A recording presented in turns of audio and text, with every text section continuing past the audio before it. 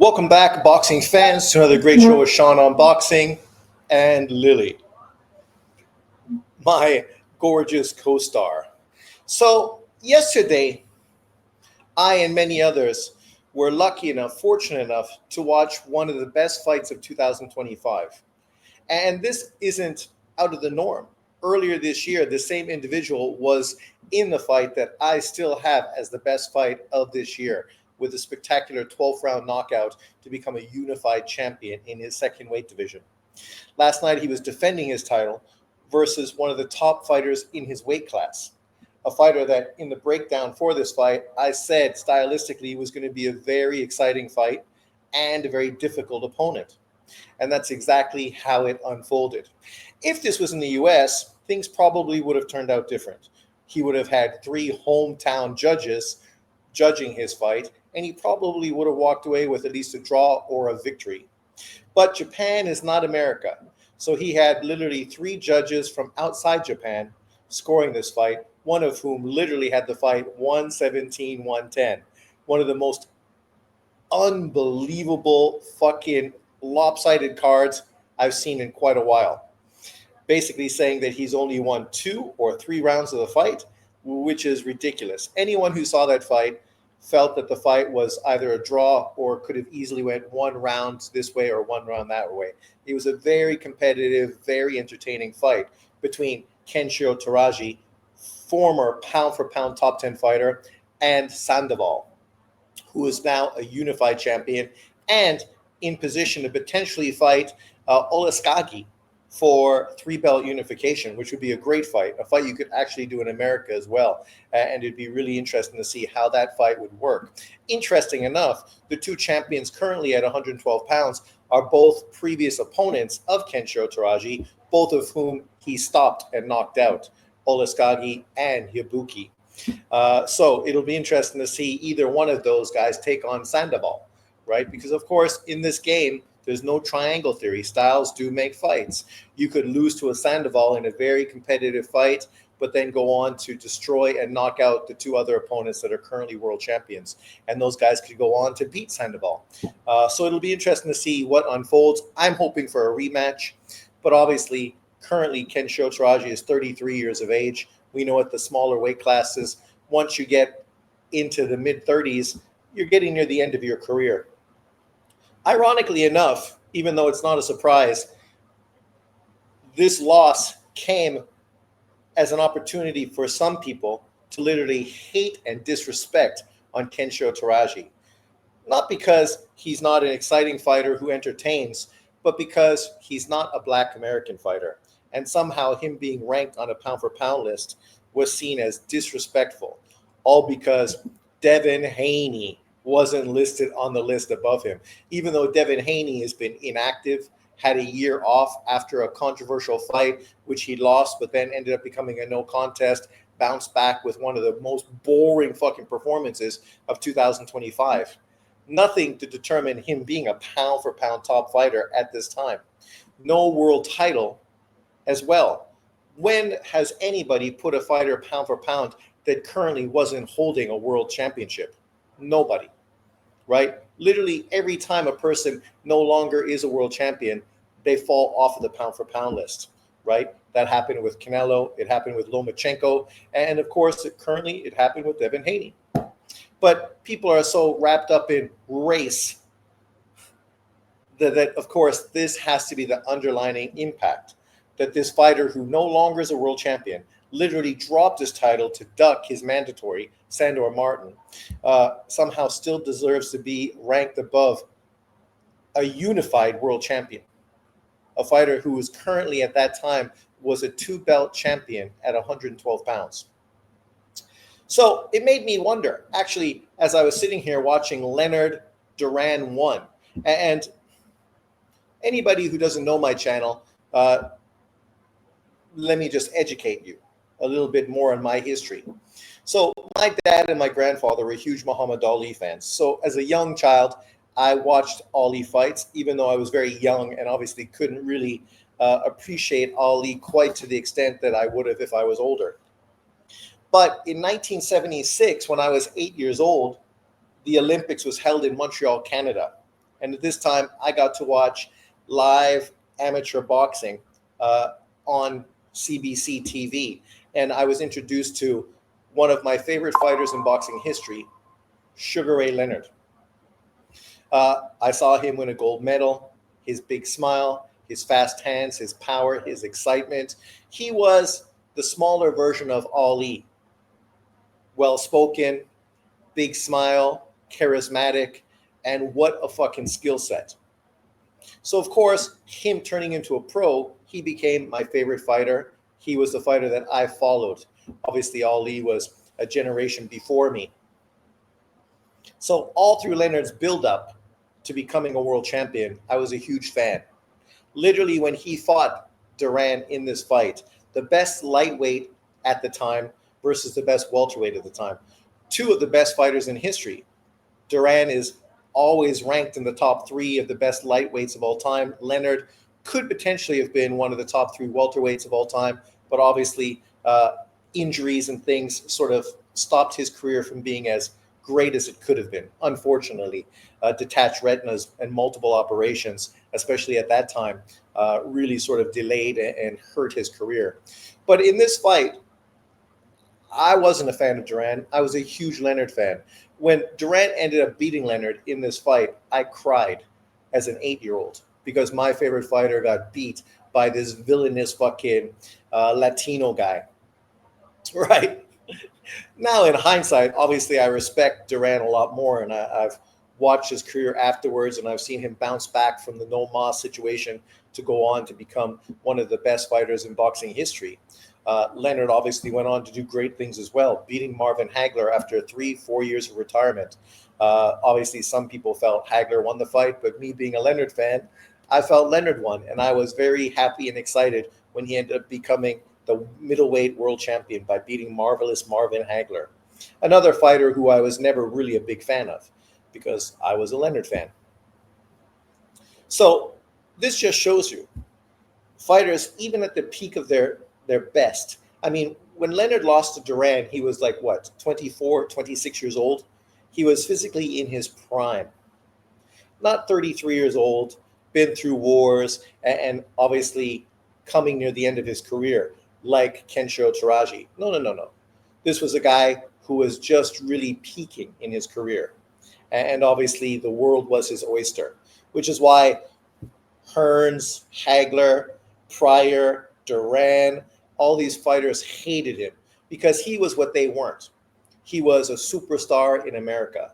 Tons of commercials, making millions of dollars, the face of boxing, pound for pound, great, the big smile, the 7-Up commercials, right? Even his son being brought into commercials. He was the all-American athlete. Surprisingly, a black athlete in like 1970, 1980, right?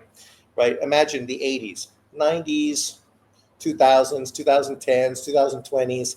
I mean, this is 4.5 decades ago.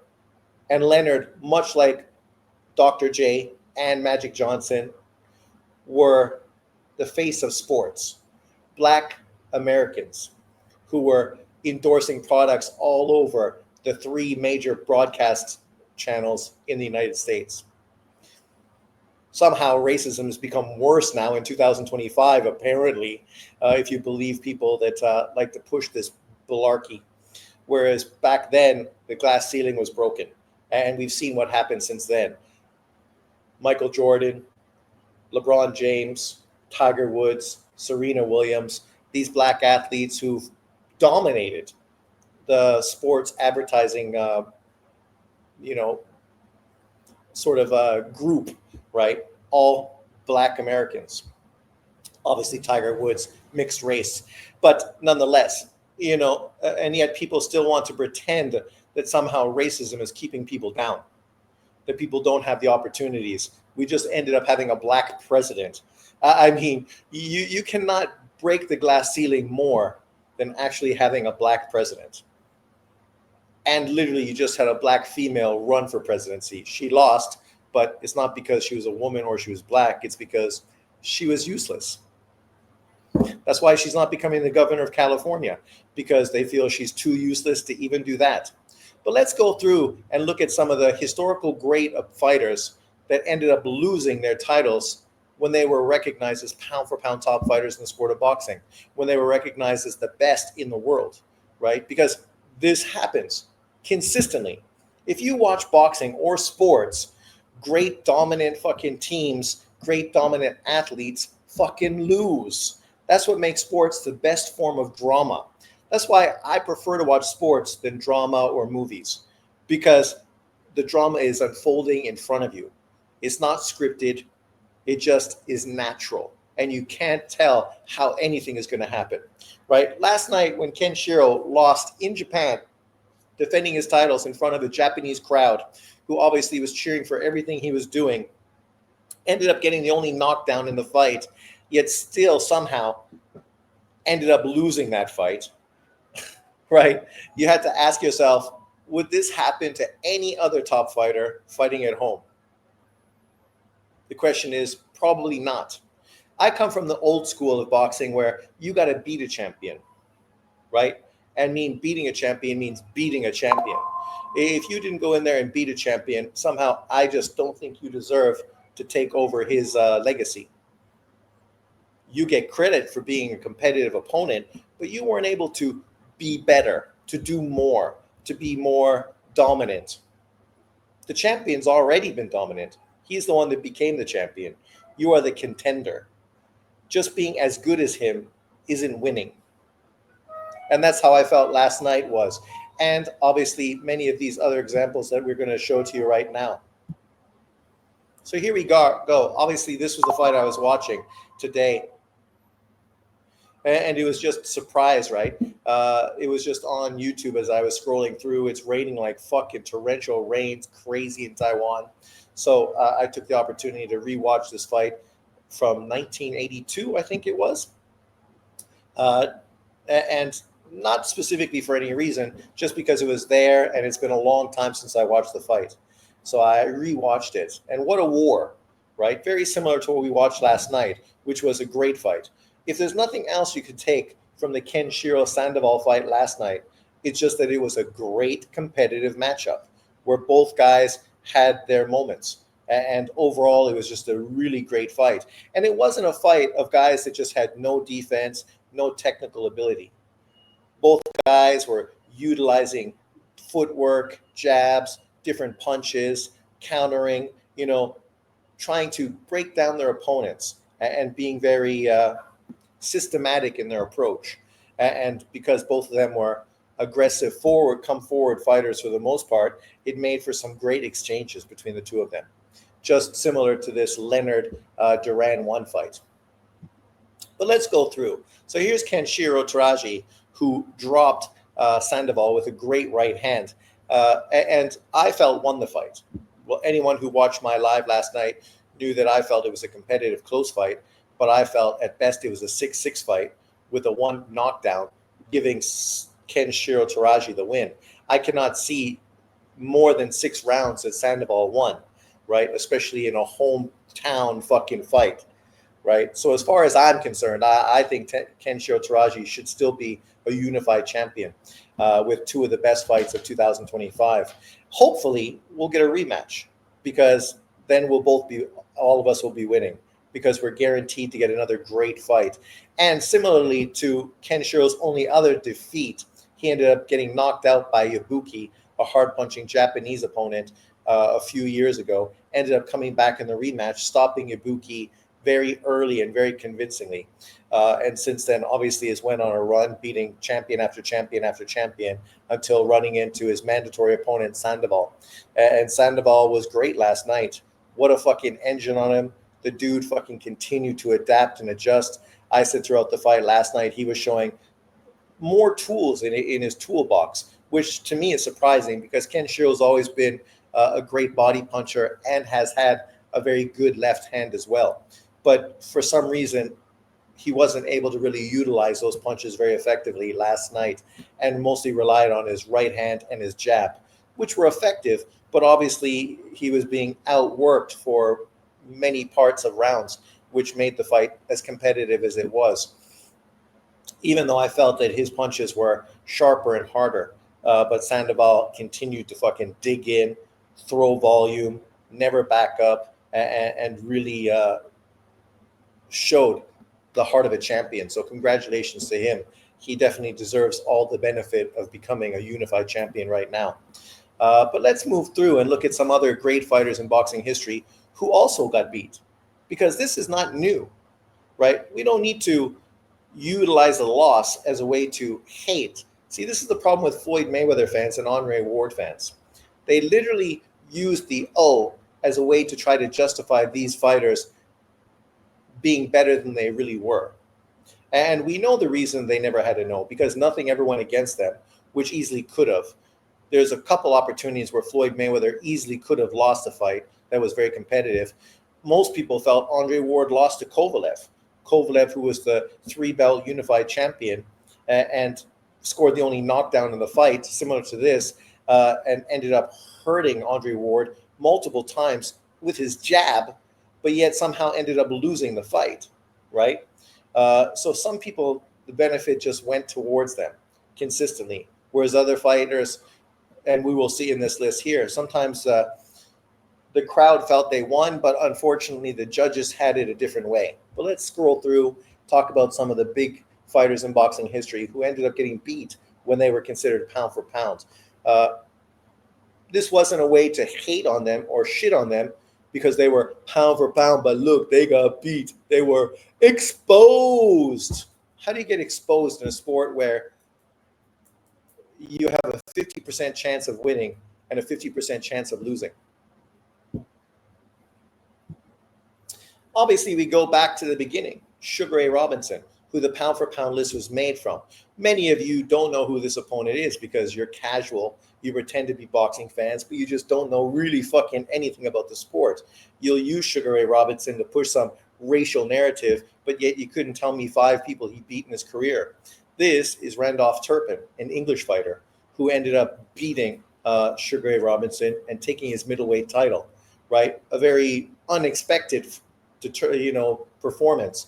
People obviously knew that Robinson was a dominant fighter, obviously a welterweight, untouchable, moved to middleweight, obviously wasn't as dominant as he had been at lower weight classes. Very similar to Ken Shiro, who at 108 pounds was a very dominant fighter. But since he's moved to 112, obviously his fights have been a little more competitive. Fighters are obviously bigger, stronger, more powerful, and because of that, he's been drawn into more wars with fighters, more so than he had been at 108 pounds. This was a similar situation here where Randolph Turpin, the physically natural middleweight, was able to outwork and beat Sugar Ray Robinson to become the middleweight champion of the world, right? Did this mean that Robinson was a bum, was overrated? Of course it didn't. And if you look at him, he's had many losses in his career. Many, and blatantly ducked one of the best fighters in boxing, right? Literally. Today, could you imagine the back and forth on social media between this black group and this black group? It would be very similar to Tank Davis and Shakur Stevenson, right? Or Errol Spence, Bud Crawford. If you would have been talking about Charlie Burley versus Sugar Ray Robinson. Charlie Burley was the consummate fucking challenger who was never given an opportunity to face the pound for pound best, even though he's still considered one of the best fighters of his era, even though he never became a world champion. Why? Because opportunities were not there. This other black American fighter blatantly ducked him. Would you call it racism?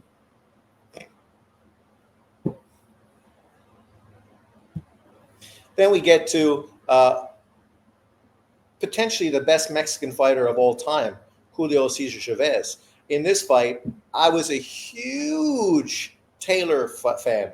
I watched Taylor in the 1984 Olympics with Pernell Whitaker, Evander Holyfield, Mark Breland. I love this team. It was just that age where 1984, did I say? Right? When I was still young and impressionable, and obviously was really grabbed by this group of boxers. And this was obviously when Cuba and Russia boycotted the Olympics, so the Americans really dominated. And He had fast hands, great combinations. He was a slick fighter, but an entertaining slick fighter who didn't mind getting hit by a punch to land a punch, who utilized his hand speed to throw combinations that were super entertaining, very similar to Sugar Ray Leonard. But in this fight, he gradually got beat down by the rugged, tough Mexican fighter with more experience, who just kept grinding him down until he was able to stop him in the 12th round of a controversial fight. I felt fucking the ref should never have stopped the fight, and that Taylor should obviously have been the champion. But this is the kind of shit that happens in sports, right? I felt that Taylor did enough to win. The only way that Chavez was going to win was to get the stoppage. The ref gave him the stoppage with less than 10 seconds left in the fight, which was fucking outrageous. But to be fair, it basically was the end of Taylor's career. He was never the same fighter again after this fighter. Chavez broke him, really. So even if he did get the win against Chavez, he still would have been a broken fighter who went on to get beat afterwards and would never have been nearly as dominant as he had been prior. But here's a pound for pound top fighter getting basically his career destroyed right in front of boxing fans' eyes. Obviously, Chavez went on to dominate and continue to be a pound for pound fighter after that, until, of course, he ran into Oscar De La Hoya, the 1988, 1992 Olympian. 92, I think, 88. I think he's 92. I think Floyd was 88 and Oscar and Vargas were 92, if I'm not mistaken. And obviously the Golden Boy was a fan favorite. Girls were coming out to watch him. You know, he really crossed over in the boxing world. And obviously within the Mexican community, this was a huge matchup. Mexican fans loved Chavez. He was their god. De La Hoya was American. He wasn't really Mexican. But De La Hoya was obviously faster, more skilled, more dynamic, and prime, and was just too much for Chavez, and went on to beat him the two times they ended up facing each other. Then, of course, we also have him losing to Mosley, which I could have put in here as well when he was pound for pound. But of course, unifying against Tito Trinidad, another pound for pound great fighter in boxing. Most people feel that Oscar De La Hoya did enough to win this fight, but yet on the cards, nonetheless, he got fucked over, ended up losing a very controversial fight to Tito Trinidad, which would have been historically a fucking great victory on his resume, right? Even with those two Shane Mosley losses, we know Shane Mosley was on PEDs at that time, so those fights basically should be taken away from Oscar De La Hoya's resume, but it is what it is.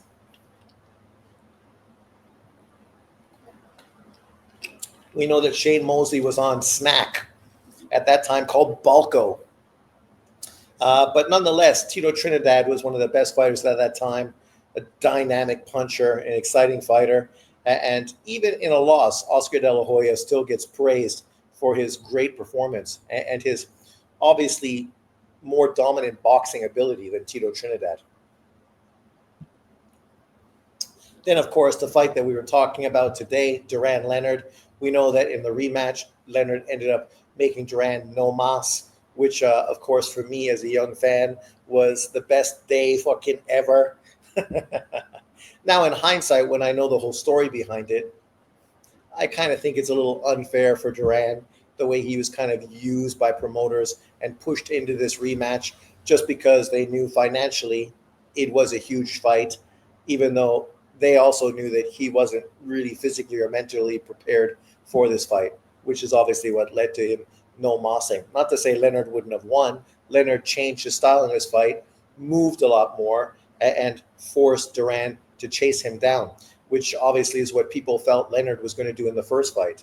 But Duran mentally got into Leonard's head, forced him to try to fight Duran's fight, and he ended up losing as a result of that.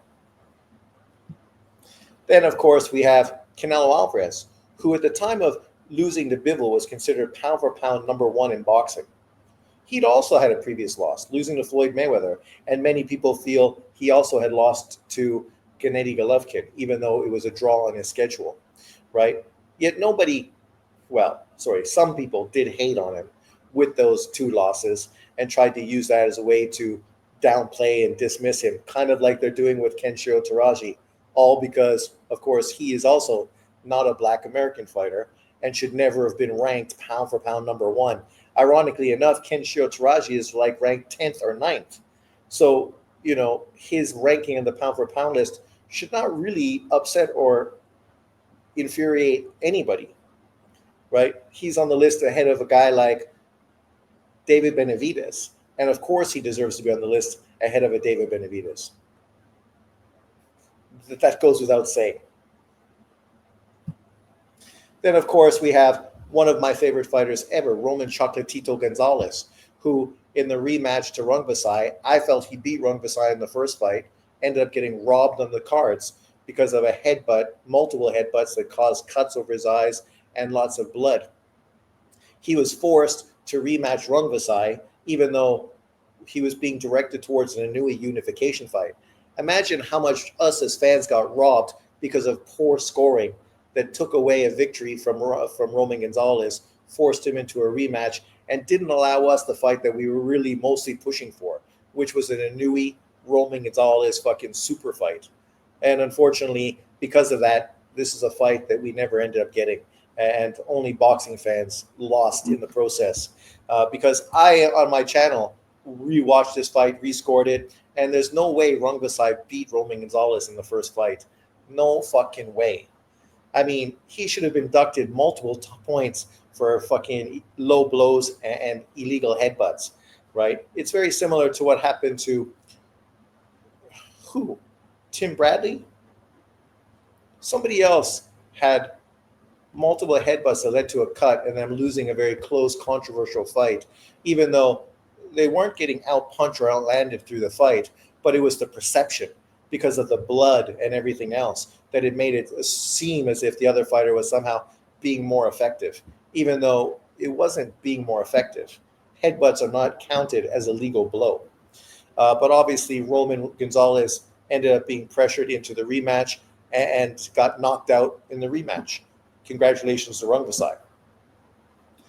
But Roman Gonzalez, of course, did what great fighters do. He bounced back and became a world champion again, and arguably scored the biggest win of his career in the Estrada 2 fight. I mean, me and most people felt that Roman Gonzalez convincingly beat Estrada in their second fight, more convincingly than he did in the first fight. Of course, because of the nature of that loss, they ended up doing a trilogy fight where Estrada, for his benefit, came back and was significantly better than Roman Gonzalez in the third fight and finally legitimately won a fight. But in the second fight, that definitely should have been a Roman Gonzalez win. That was a fucking great performance by Roman Gonzalez, who obviously went on to become a 3-time 115-pound world champion, even after his first career loss. So this is what champions do. Even after getting beat, they come back and redeem themselves, right? And throughout sports history, this has always been kind of the watershed mark for greatness, coming through turmoil and then being able to dig your way back to the top of the mountain, right? We've seen this from multiple athletes. You look at, example, Tiger Woods, who obviously with his big scandal dropped right out of golf, only to obviously come back a few years later to end up winning another Masters. And that, even though it was only one, was exactly what he needed to redeem himself. Obviously, at one time he was seen as the best golfer in history, but then he never reached the marks people felt he was going to reach because of this whole controversy. But coming back and re-winning, even after all of that, being older, with the injuries, that was the watershed moment of his career. Very similar to Michael Jordan, who retired to baseball but came back and then still led the Bulls to 3 more world titles, right? Which obviously was very significant. These are the kind of watershed moments that make people be perceived as great, historical greats. Then, of course, we had this matchup between Rigo and Donaire. Donaire obviously was a multiple weight world champion this time. Rigo, 2 gold medal Olympian, who ended up getting the biggest win of his career by beating Donaire. Donaire ended up getting a knockdown in this fight, and then Donaire went on to continue to build his legacy and eventually is going to be a future Hall of Famer. Rigo probably won't be a Hall of Famer because after this significant victory versus Donaire, he literally went on to do very little in the sport of boxing, blatantly being ducked by PBC fighters. Uh, Santa Cruz, Mares, and Frampton, all three of whom blatantly ducked him, all three PBC Al Heyman fighters, only to then get an opportunity to get a big fight against Lomachenko and pull his own Duran by no mossing, and then never really doing anything the rest of his career afterwards.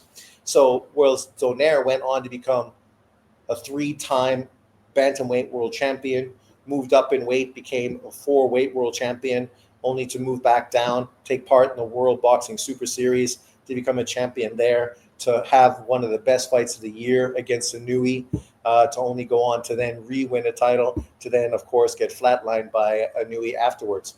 At this point, he's kind of on his last legs, but, he still did what you expect champions to do. Even after losing to Rigo, he went on to become a world champion. Got fucking destroyed by Nicholas Walters, and then went on to once again become a champion. Got beat by Inoue to do what? Go on to once again become a champion, right? This guy is exactly what Hall of Famers and historical greats are. You're not unbeatable, but you're able to bounce back from your losses and do significant things in the sport. Then, of course, we have Duran once again. Duran moved up to fight Iran Barkley, who at the time was a pound-for-pound world champion.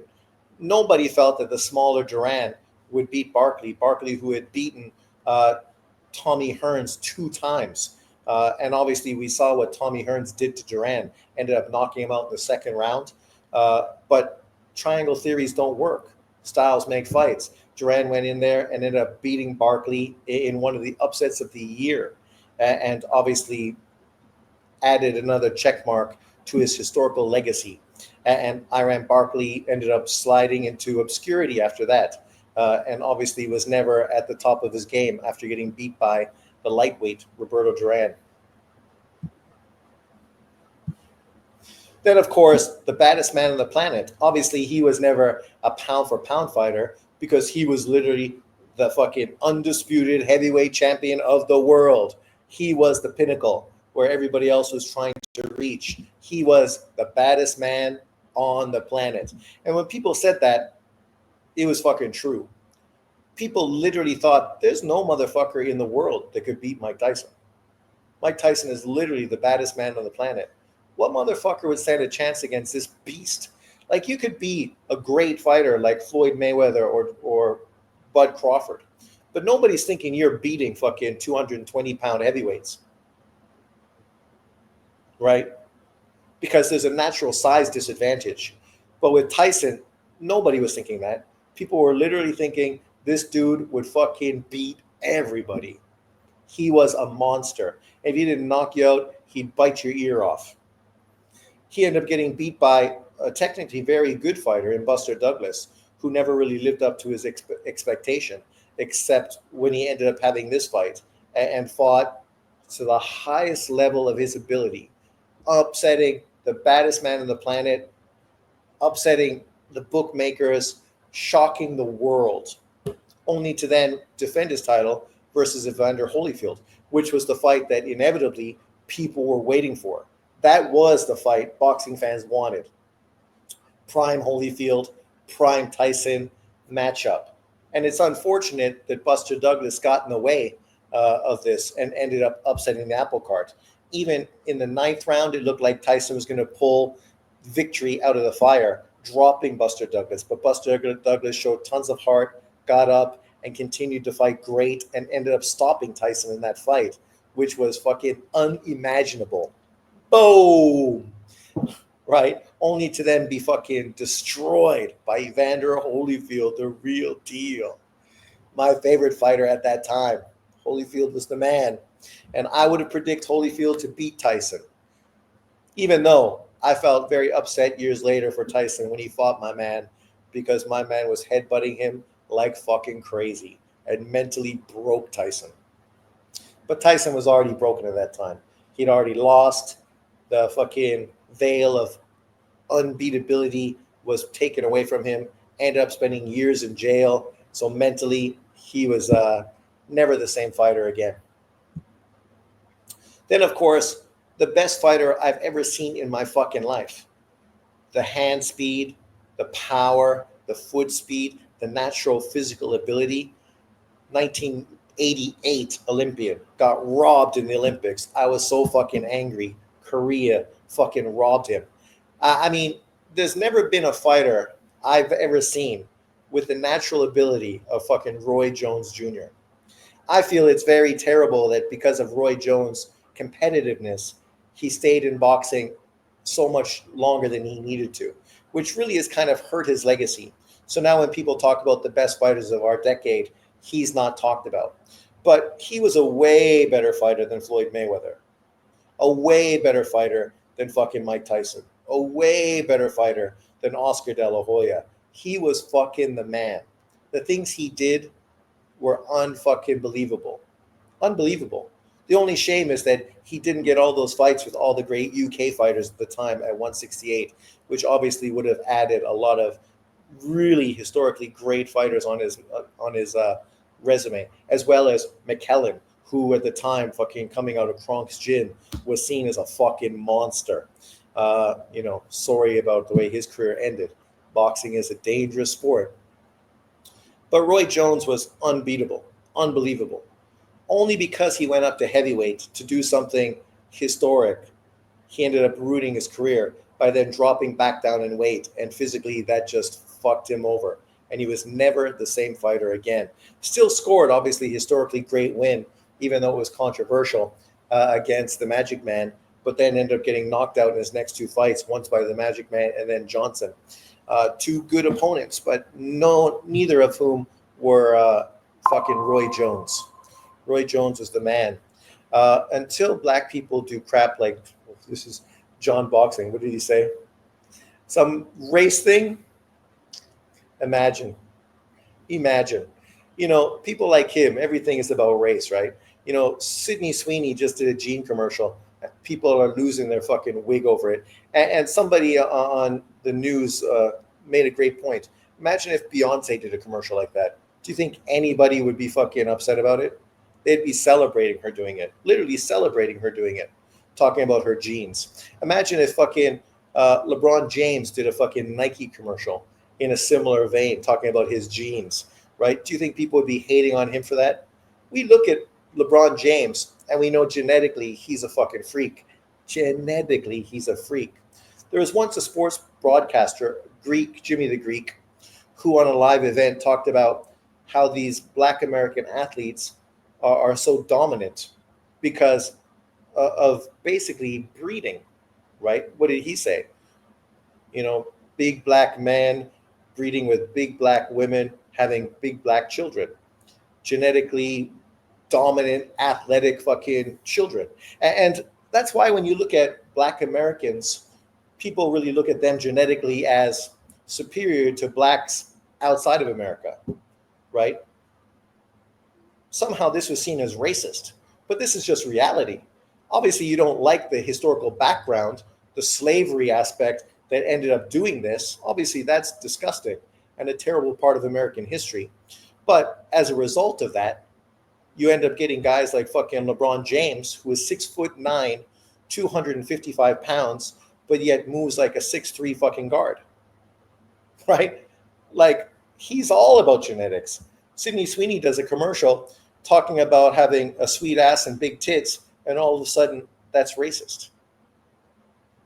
Literally, as a non-black person, specifically as a white person, you cannot say a fucking thing today.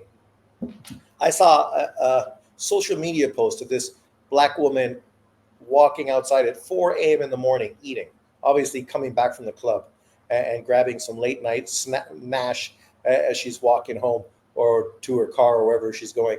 And she got hit on by some guy and she basically just told him to go fuck himself, right? And then my question was, why is she walking alone at 4 a.m. in the morning? And somebody said, oh, why are the guys walking around at 4 a.m. in the morning? See, it's this mentality. If you're walking around at 4 a.m. in the morning, don't be surprised when something bad happens to you. I got mugged in Toronto walking home at 4 a.m. in the morning. I got stopped by the cops multiple times walking home at 4 a.m. in the morning. When you're walking around a major city at that time, bad things are what's going to be the result. For women, they said that last year 300,000 women were sexually assaulted in America. 300,000 because of this kind of behavior. If you're going to be walking out this late at night, you should be with friends, a group of friends, right? Some guy, some fucking, simp was on my channel saying, "Oh, so it's the girl's fault that people are getting raped." What did I say that said it's the girl's fault? What I said is, why is she walking around at 4 a.m. in the morning? Like, only bad things are going to happen when you're doing that. Nothing good is going to happen, only bad things. And then you're going to play victim, even though you're putting yourself in this position.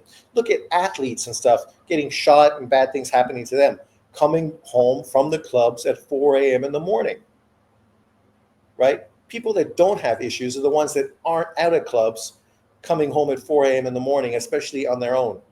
But okay, I'm not trying to tell anyone what to do, but you make your decisions and then you live with the results. In Taiwan, I can walk away around at 4 a.m. in the morning because Taiwan is a super safe fucking country. Unless you come from a super safe country like Taiwan, you probably don't want to do that. And even women in Taiwan don't feel comfortable walking around at 4 a.m. in the morning because they're women.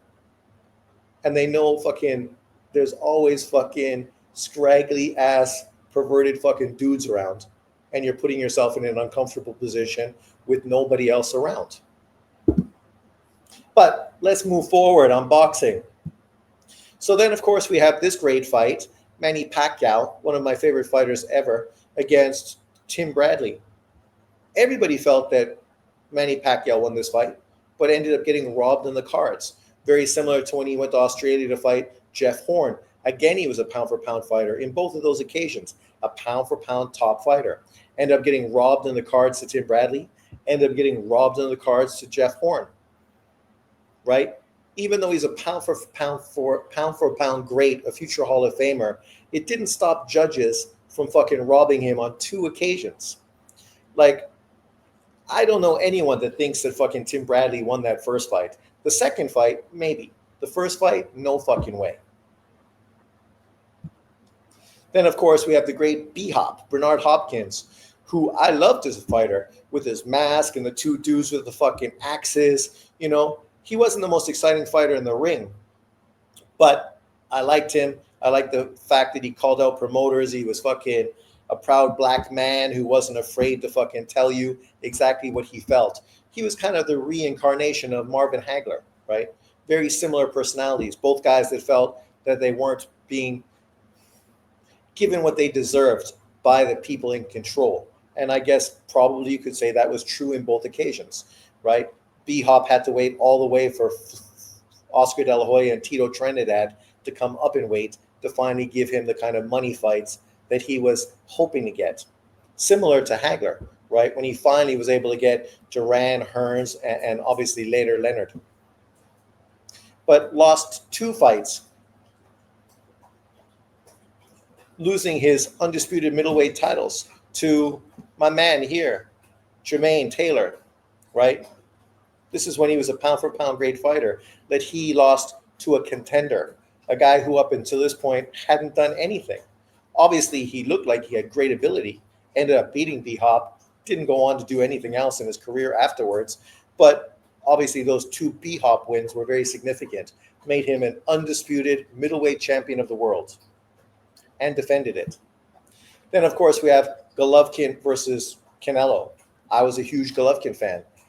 I and most people felt that Golovkin got robbed in the first fight versus Canelo Alvarez. Once again, terrible judging, fucking over an Eastern European in America, right?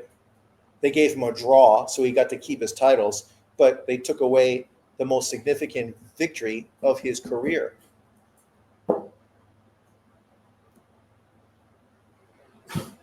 Then, of course, you have Errol Spence. I mean, this picture says 1,000 words. This was a guy who was being called the pound for pound #1 fighter in boxing, only to finally step in against Bud Crawford and get fucking murderized, destroyed, destructed, sent into retirement, basically. That's what we're waiting for, to see if he's actually going to come back and redeem his career. Because unlike every other fighter I've talked about in this fight who's come back from losses to redeem themselves and go on to win world titles, at this point, he still hasn't. Everybody else on this list has. Even after taking losses, they came back and became world champions again. At this point, this is the outlier. Is he going to come back and become a world champion again? He needs to for his legacy. If he doesn't, his legacy is going to be kind of like Broner and kind of like Tank Davis. Unfulfilled potential. Guys that look like they potentially are going to be fucking Hall of Famers and all-time greats, but whether it was just lack of motivation or fucking poor people around them or whatever the situation may be, none of them ended up living up to expectations. They still, not Broner, of course, but Tank Davis and Spence still have an opportunity to redeem themselves. We'll see if they do. Then, of course, Lomachenko, one of my favorite fighters ever, stepping in to face Teofimo Lopez for undisputed. Of course, Devin Haney had the WBC title because Lomachenko was elevated. Elevated. Doesn't mean you were stripped or you dropped your title. You were elevated to a superior title, kind of like the WBA. But of course, Lomachenko was hated and criticized and shit on for that, whereas Floyd Mayweather, who the WBA made a similar title for, nobody ever hated on him because of that. Why? Well, because Lomachenko was not black, not American, and was getting far too much attention, and that's just a bad thing. We cannot give non-black American fighters credit, just like we can't give non-black American basketball players credit. That would be fucking unthinkable, that potentially there might be people that are better than black Americans at a sport, even with their genes. So, what fighter were you a fan of who got beat? Specifically, a pound-for-pound fighter at the time that they got beat. I mean, hating on Kenshiro for losing to Sandoval is weak sauce, because historically, every fucking pound-for-pound fighter ended up getting beat. Sorry, except for Floyd Mayweather, Joe Calzaghe, Ricardo Lopez, Rocky Marciano, and Andre Ward. And that's about all. But outside of those four, in the history of boxing, everybody's been beaten. Let me know what you think in the comment section below. Thanks for watching. Did you watch the Kenshiro fight? If you didn't, you should check it out. It was a great fight, regardless of who you're cheering for. It's still one of the best fights of 2025. You should definitely watch it and let me know in the comment section below. Who did you think won the fight? I had Kenshiro winning by at least 1 point. At least 1 point. There's not 7 rounds I could give Sandoval. No. Especially not 10 rounds I could give Sandoval, like the 117, 110 judge. That shit was fucking ridiculous. But in boxing, who's surprised? Leave your comments below. Thanks for watching, and I'll see you guys next time. Peace out.